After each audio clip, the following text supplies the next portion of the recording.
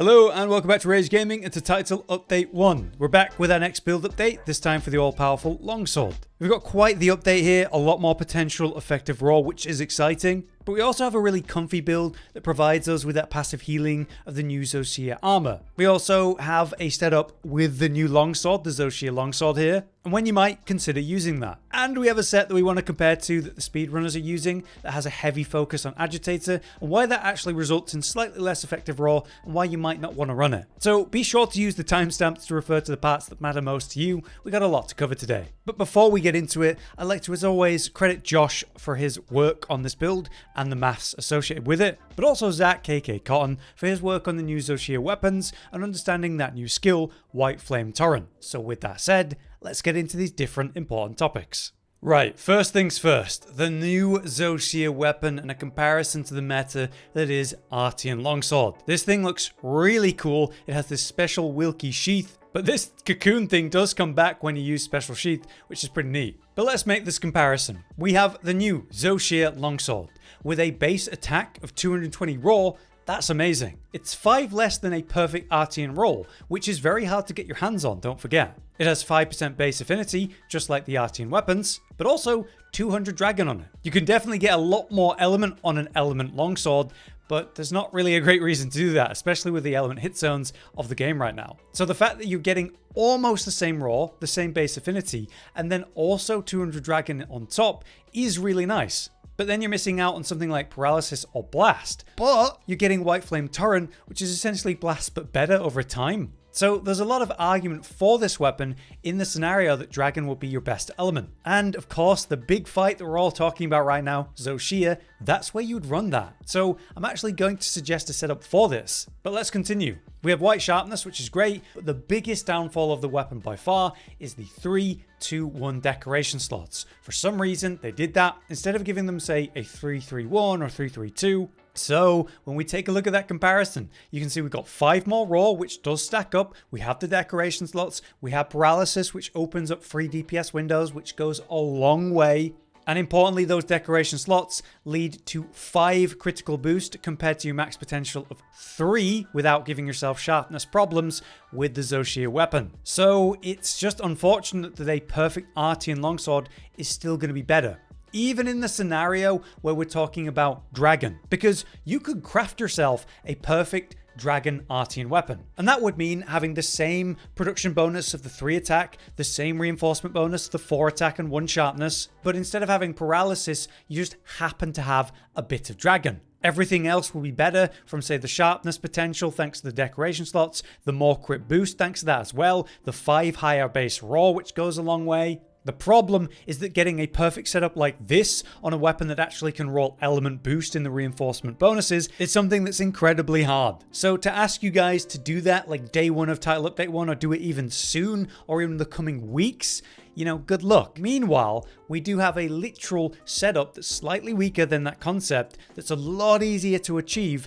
and as a longsword actually has less sacrifice than other weapons. That's because the meta setup for your longsword is going to be using your decorations pretty straightforward. You'll run 2 critical jewels to get 5 crit boost, and then that last decoration slot would go to razor sharp and handicraft to kind of resolve your sharpness issues. But if we're going to talk about this weapon, we obviously need to talk about Whiteflame Torrent, which is essentially blast but better over time. Chance to deal additional damage after landing an attack. So with any attack, say with Corrupted Mantle you need to do specific attacks, with any attack you can trigger this white wilk explosion, which, you know, when it eventually triggers for me, there it is. It shows as 50 damage, has a special unique visual. No matter what weapon you're using, it's going to be 50 damage. And it doesn't matter what attack you're going to be doing, it's going to trigger when it triggers, which is really nice compared to something like Corrupted Mantle.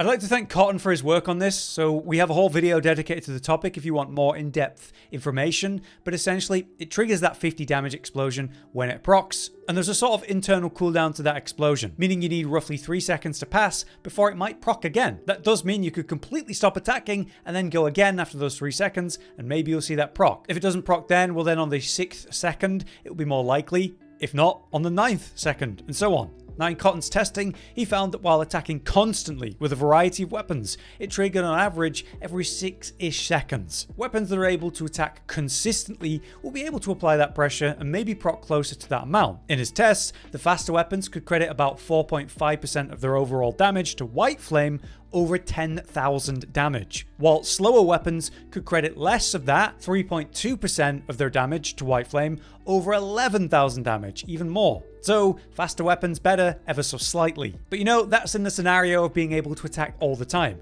That's not realistic. The monster will stop you from free attacking quite a lot. On the other hand, there's the idea of the less damage you're dealing between proc potential means more of your overall damage is a result of that explosion, isn't it? The longer the fight goes on, the more value it's also going to provide. So technically, the worse your output, the worse you play, the worse your setup and worse DPS that provides, the more you can credit that consistent 50 damage pop to your overall damage. And compared to something like status with blast, there isn't status resistance build up on this skill, so it's always going to work on that 3-second cooldown as it were, no matter how far in the fight you are, which is pretty cool. But something interesting we're seeing right now is other people are valuing it more than we've found in terms of the percents of the damage overall. I think it creates a misunderstanding about how good this skill really is. So we feel that more testing and conclusions could probably be made right now, so I'd strongly suggest that you don't take any findings as perfect right now and base everything you know about the skill on those. The value of this skill goes up the longer the fight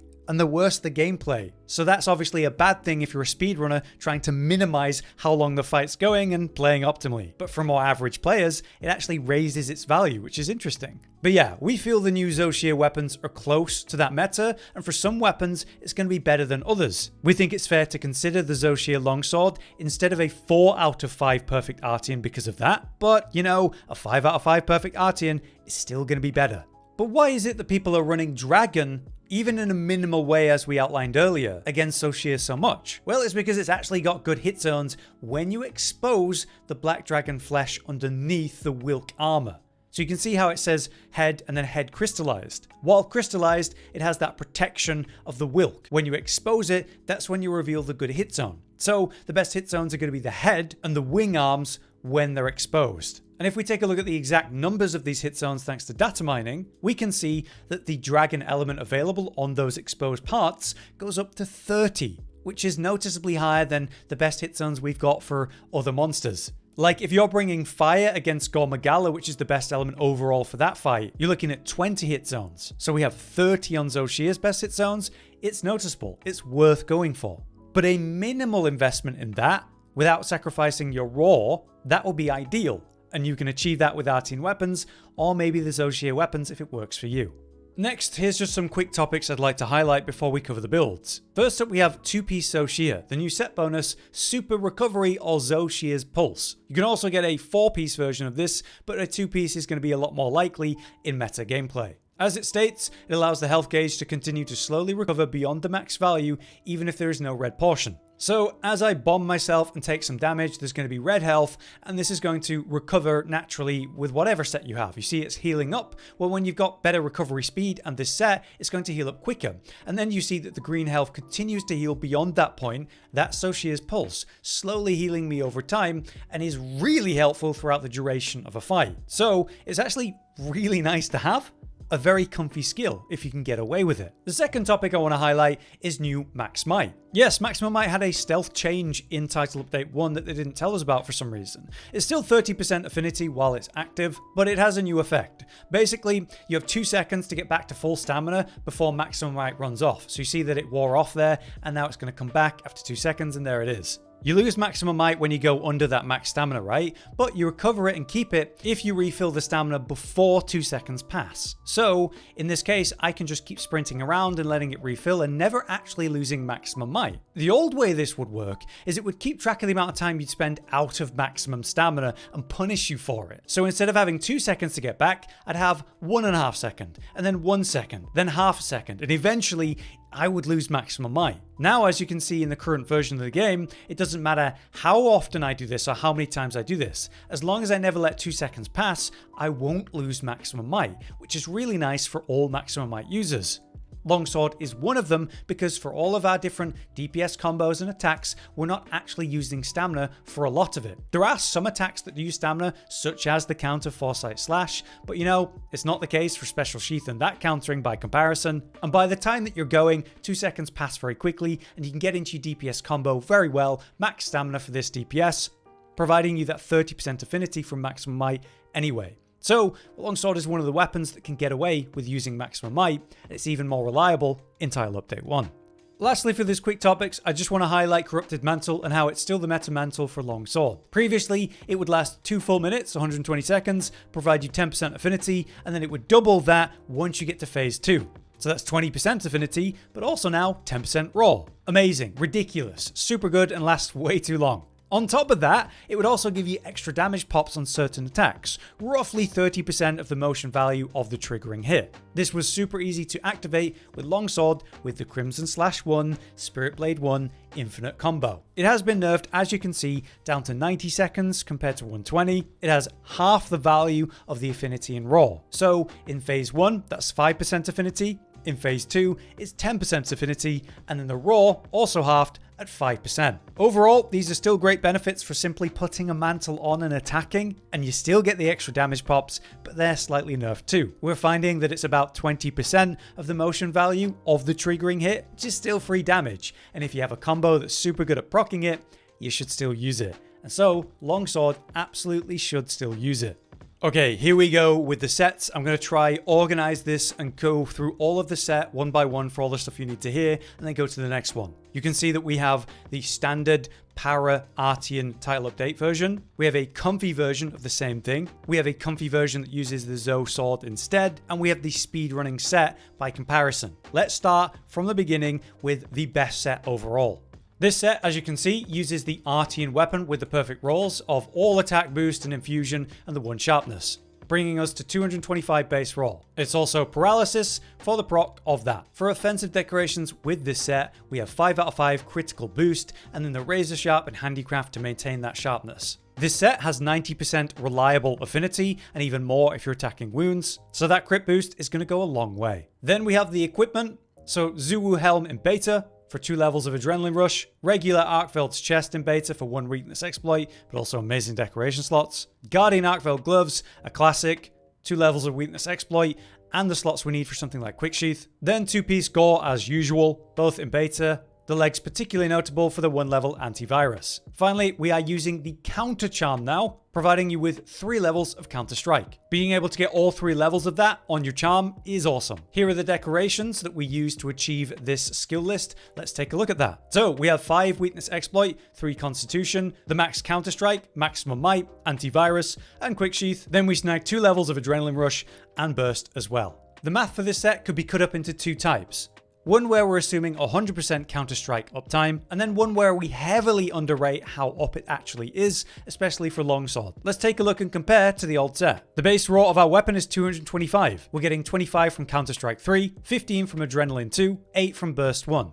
Bringing us to 273. We multiply that by 32% of our white sharpness, bringing us to 360. So we have 90% reliable affinity, and we have crit boost 5, so that's 40% more damage 90% of the time. So that's more like 36% damage increase overall. 360 times that 36 brings us to 490 effective roll, assuming 100% uptime on Counter-Strike for all your damage. If you watch some Zoh Shia speedruns right now, you'll see how they're making use of Helmbreaker and other tools to have that uptime. But if you're not a perfect player, maybe 490 is unreasonable in that context. The old raw of the previous set was 464 though, so it's a big increase over the last set. But what if we were very tough on how much Counter-Strike was actually up and said 40% uptime, which you'll easily achieve? That would bring the raw from Counter-Strike to 10 rather than 25, giving us 258 raw overall to multiply by the sharpness, so that brings us to 341. Same rules for the crit boost and the affinity, that brings us to 464 once again, like our old set. But the more that you can have Counter-Strike uptime, the more value you're going to get out of it. If in doubt, drop a barrel bomb and get knocked down, but it's very likely you'll take a hit. But if you're trying to maximize, try to trigger it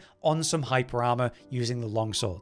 Next up, we have the more comfy version, which ultimately has less effective raw, but still more than the old set, and then we get to use 2-piece of the Zoh Shia set. This will then provide you that first level Zoh Shia's pulse, meaning you get that continual healing every time you take any damage. This set uses the same Artian weapon with the same offensive decorations, 5 crit boost overall, and then the razor sharpened handicraft to maintain your sharpness. Here's the equipment that we run: Zoh Shia helm in beta, gore magala chest in beta, the same guardian arkveld gloves in beta, we have the gore waist in beta, and finally Zoh Shia boots in alpha specifically. This provides you with 2 levels of counter strike, and you're also going to get a bit of recovery speed and element absorption, which is really nice. With this, we use the exploiter charm again, which is 2 levels of weakness exploit. Here are the decorations we use to achieve this skill list. Once again, maxing out weakness exploit, counter strike, maximum might, antivirus, quick sheath. But here we have 2 constitution, 2 evade window, 2 recovery speed, which makes Zoh Shia's effect even better. We have 1 adrenaline rush by comparison, 1 agitator, and 1 element absorption. That element absorption is interesting because when you take an element hit, it triggers, slightly increasing your element attack and your resistance to said element, which will be nice in the Zoh Shia fight. If you are combining this with the Dragon Artian that we outlined at the start, where it's the same weapon, the same boost, but instead of having paralysis, it has Dragon, that will be slightly helpful there as a free benefit. Here's the quick math for this set just to compare. So 225 base raw on the weapon, we're getting 10 raw from Adrenaline 1, 2 from 1 Agitator with 50% uptime, 25 from the Counter-Strike 3, that brings us to 262. Multiply that by the 32% of white sharpness, bring us to 346. We once again have crit boost 5, but now slightly more affinity, 91.5% reliable, so that's more like a 36.6% damage increase. We'll multiply our raw by that, bringing us to 472 effective raw, which is still higher than our old set, and again, you get the benefits of the Zoh Shia healing, and slightly more synergy with element with the Dragon Longsword for Zoh Shia should you use that. So here's that other set where we're using the Zoh Sword if you're interested in that, instead of running some Artian Dragon setup that's going to be hard to get. It's literally the same thing, the same set, except we have the Zoh Shia Longsword instead, which means we've got the razor sharp handicraft in the 3 slot, like so, and then we use a 2 slot and a 1 slot just to give more critical boost, achieving 3 levels of critical boost overall. You'll find that this set has less effective raw, but you benefit from the dragon obviously, and Whiteflame Torrent, which is like trading paralysis for blast in a way, but more reliable blast, which is awesome over the length of a fight. So it's definitely worse than the optimal set, but it is what I choose to run against Zoh Shia thanks to his dragon element hit zones, and it's awesome to be able to use Zoh Shia's longsword in an intentional way. But that brings us to the elephant in the room, this speedrunner set. You may have seen from speedrunners that they're using a lot of Agitator. This is very common and has been common since the start of Wilds. It's something that we don't do so much in our builds, and it's something we've explained quite a few times, but people are commenting again about it with Title Update 1. So, Agitator. It increases your attack and affinity at level 5 by 20 raw and 15% affinity, while it's active, which is only active while the monster's enraged. Speedrunners ultimately start the hunt and end it a lot sooner than your average player, way faster. So they're going to enrage the monster sooner through their high output, and then they'll also end the fight sooner, resulting in a higher average uptime for Agitator than a normal player. For them, that makes it more worth investing into. Having said that, a set that sacrifices other things to achieve max Agitator would still be slightly behind our main DPS set we showed you today. Let me show you a Title Update 1 build that would set up for the speedrunner setup, and then do a comparison of the math anyway. So here's the set: Zoh Shia helm and chest in beta, then we have the gore gloves and boots, and then Blango waist that gives you 2 levels of Agitator, on top of the 2 that you're getting from your chest piece. Here we also have the counter charm to achieve counter strike. Here are the decorations that you'll need to achieve this skill list: maxing Agitator, counter strike, maximum might, antivirus, quick sheath, 2 levels of adrenaline rush, 1 burst, and then all the other stuff. So you're missing 5 weakness exploit in this case.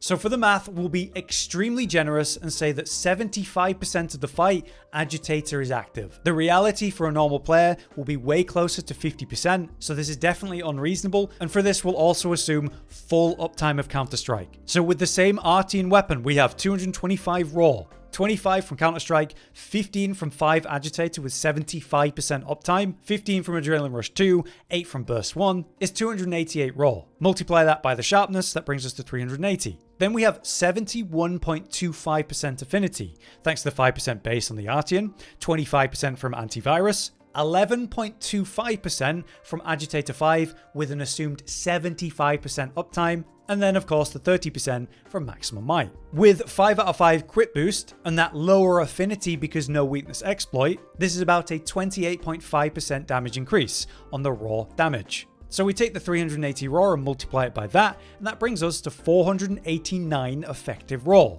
which is 1 less raw than the max DPS set that we're showing you today, that first set. And that, remember, is with a very generous 75% uptime assumption of Agitator. The reality of this set would be even less effective raw with more like 50% uptime. And even with that 75%, it's slightly less. So obviously we wanted to address that build, why you're seeing speedrunners use it, and why it's not only what we don't suggest because it's not realistic for normal players, but it's actually technically ever so slightly weaker. However, we'd still like to show you guys it and leave it up to you if you want to run it. But there you have it. I hope this overview of the new state of Longsword in Title Update 1 was useful. Personally, I am absolutely going to be running the Zoh Shia Longsword against Zoh specifically, and I'm not going to worry about desperately finding a perfect Dragon Artian option. I'll probably roll for it casually, but you know, I'll take any excuse to use a much cooler looking weapon. So in that case, the second set for its comfy nature and the element absorption, that's really nice. But let us know your thoughts on it all, and if this was useful, do drop a like. But for now, I've been Hollow, you've been you, and thanks for watching. Josh, Cotton, and Hollow with the videos, dropping the humor like a hammer on your tippy toes, bringing entertainment on a daily arrangement to take our insanity and turn it into entertainment. Yes, I said entertainment twice, to reiterate that it is nice to look into your faces on a mostly daily basis when you let us in your homes to make the whole world a stage. Goodbye.